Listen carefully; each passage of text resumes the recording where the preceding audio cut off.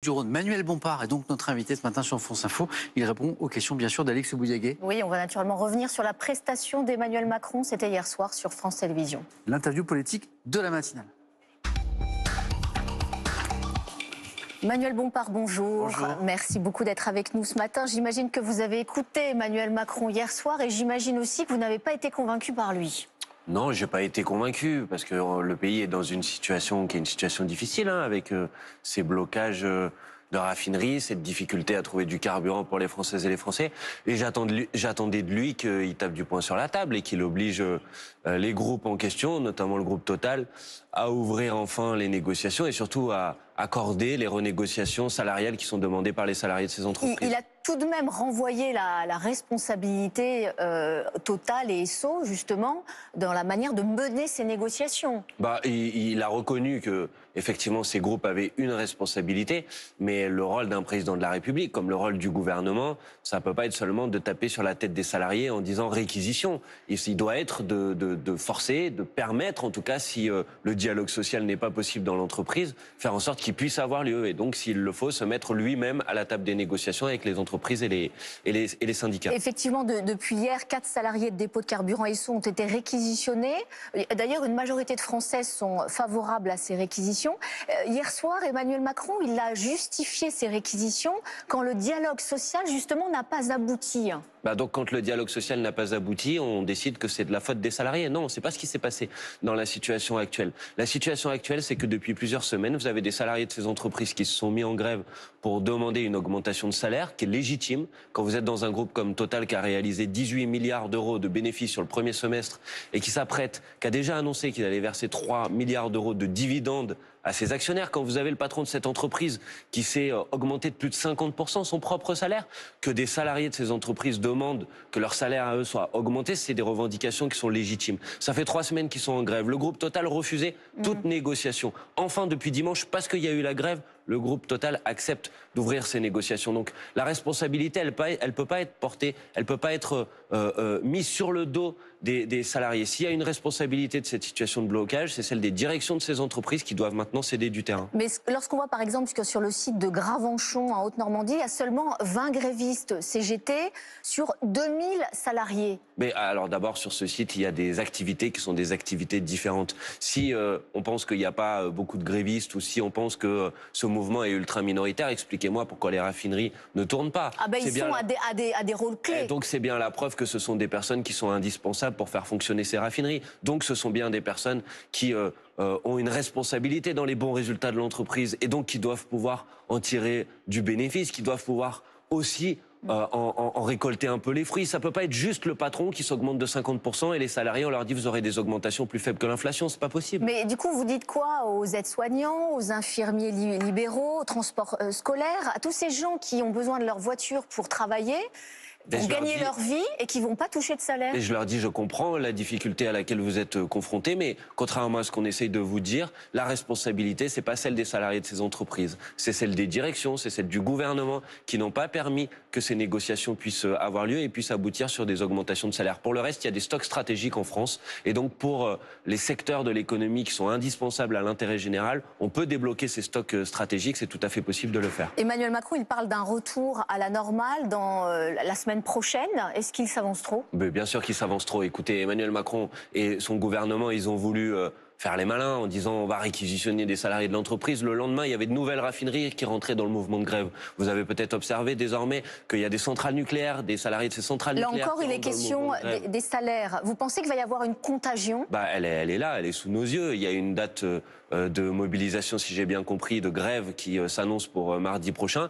Et puis il y a cette marche que nous organisons ce dimanche, marche contre la vie chère, contre l'inaction climatique. Moi, j'appelle toutes celles et ceux qui sont révoltés face à la situation actuelle à y participer massivement. Il faut que ces entreprises accordent enfin les revalorisations salariales qui sont méritées par les salariés de ces entreprises. Pourquoi la CGT l'appelle pas justement à cette grande marche de dimanche contre la vie chère? C'est à la CGT qu'il faudra poser la question. Moi, ce que je sais, c'est que de nombreux syndicalistes appellent à y participer, que des structures syndicales, j'ai vu la CGT Paris, par exemple, qui appelle à y participer, la CGT des finances publiques, un certain nombre de structures syndicales qui appellent à y participer, des associations, des organisations politiques. Donc c'est une marche qui rassemble très largement et j'espère qu'elle rassemblera des dizaines de milliers de personnes dans la rue dimanche. Certains socialistes, dont Olivier Faure, ils ont été un petit peu choqués par les propos de Jean-Luc Mélenchon qui compare cette marche à la marche des femmes en 1789, cette marche à Versailles pour ramener le roi, la reine, le dauphin. Donc certains disent que Jean-Luc Mélenchon a fait un appel à l'insurrection. Quel intérêt de dire ça? C'est provoquer, provoquer, toujours provoquer? Non, mais je crois que l'histoire de la Révolution française, elle participe de l'histoire politique de notre pays. Et des fois, avoir des références à ces moments de colère où le peuple décide de reprendre ses affaires en main, je crois que c'est aussi un clin d'œil historique qui est intéressant. Vous inquiétez pas, Olivier Faure, comme l'ensemble des représentants du Parti socialiste, ils seront dans la marche dimanche. Ils ne sont pas tous. Ceux qui ne le sont pas, c'est ceux qui sont opposés à la nouvelle Union populaire écologique et sociale. Ça, c'est leurs affaires entre eux. Mais ce que je peux vous dire, c'est que la direction du Parti socialiste, elle participe de l'organisation de cette marche et donc elle sera présente bien évidemment dimanche dans la rue. Est-ce que Jean-Luc Mélenchon, il n'est pas en train de perdre un peu son flair, sa boussole? Il a eu des belles intuitions politiques, mais on a l'impression qu'il est moins en phase, notamment avec le virage féministe. Comment est-ce qu'il peut dire, encore comme il l'a redit dimanche dernier, que finalement, donner une gifle à une femme, c'est pas si grave? Non, je ne crois pas qu'il ait dit ça, Jean-Luc Mélenchon. Jean-Luc Mélenchon, il a dit dès les premières minutes de cette affaire, malheureusement, quand elle est sortie dans la presse, qu'une gifle était toujours inacceptable. Vous pourrez consulter, revoir ses propos. Donc il n'a jamais dit « ce n'est pas si grave ».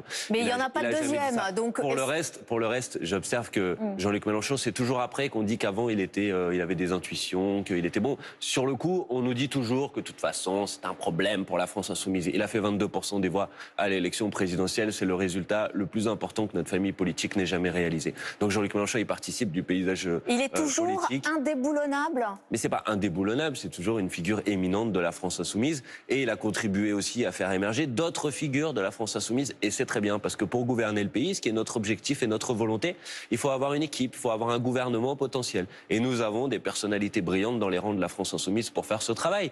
Donc ça, c'est une bonne chose, puisque nous aspirons à pouvoir gouverner ce pays dans les prochains mois. Et donc, pour ça, on a besoin de personnes pour le faire. Vous parlez de personnalités brillantes pour prendre la relève, notamment. Il y avait Adrien Quatennens, qui est aujourd'hui en arrêt maladie. Et pour justement avoir avoué, concédé des violences conjugales. Non, il n'est pas en arrêt maladie pour ça, il est en arrêt maladie parce qu'il est malade. Et donc il y a un médecin qui lui a accordé une possibilité d'être en arrêt maladie. C'est la conséquence, effectivement, du processus. Il a pourtant participé à un vote, à plusieurs votes même par délégation. Est-ce qu'Adrien Quatennens, il est aujourd'hui en retrait ou pas de l'Assemblée nationale? Non, mais Adrien Quatennens, il est en retrait de sa fonction de coordinateur politique de la France insoumise. C'est la décision que nous avons prise. Il n'est pas en retrait de l'Assemblée nationale? Il ne s'est jamais mis en retrait de l'Assemblée nationale, il s'est mis en retrait de sa fonction de coordination politique au sein de notre mouvement. Il n'est pas présent physiquement à l'Assemblée nationale puisqu'il est en arrêt maladie. Dans ce cadre-là, l'Assemblée nationale permet des procurations de vote. Ça veut dire c'est pas qu'il participe à distance, c'est qu'il y a quelqu'un d'autre qui vote pour Adrien Quatennens. C'est permis par le règlement de l'Assemblée nationale. Donc dans ce cadre-là, c'est tout à fait normal qu'il participe aux différents scrutins qui sont organisés. On ne peut pas lui reprocher à la fois d'être en retrait, à la fois de ne pas faire son travail à l'Assemblée nationale et en même temps de participer au vote. Là, il faut se décider, il faut choisir son nombre d'attaques contre lui. Techniquement, il a tout à fait le droit de voter. C'est moralement, c'est la question qui se pose, c'est moralement. Et moi, j'avais compris qu'il s'était mis en retrait de l'Assemblée nationale. Vous aviez très mal compris. Et si cela vous pose une question morale, je vous invite à regarder pourquoi M. Abad a voté sur la question du pouvoir du texte sur l'assurance chômage, puisque lui, il a participé au scrutin solennel dans l'hémicycle. J'ai l'impression que ça n'a posé de problème à personne. Donc, à un moment, il faut être un peu cohérent. Et les indignations à géométrie variable, il faut que ça s'arrête. Donc, Adrien Quatennens, il a pris une décision forte. Il s'est mis en retrait de sa fonction politique de coordinateur de la France insoumise. C'est une réponse à la situation à laquelle on est confronté. Et pour le reste, il est en arrêt maladie. Et quand son arrêt maladie sera terminé, s'il le souhaite, il reviendra à l'Assemblée nationale. On vous entend. Merci. Bonne journée, Emmanuel Bompard.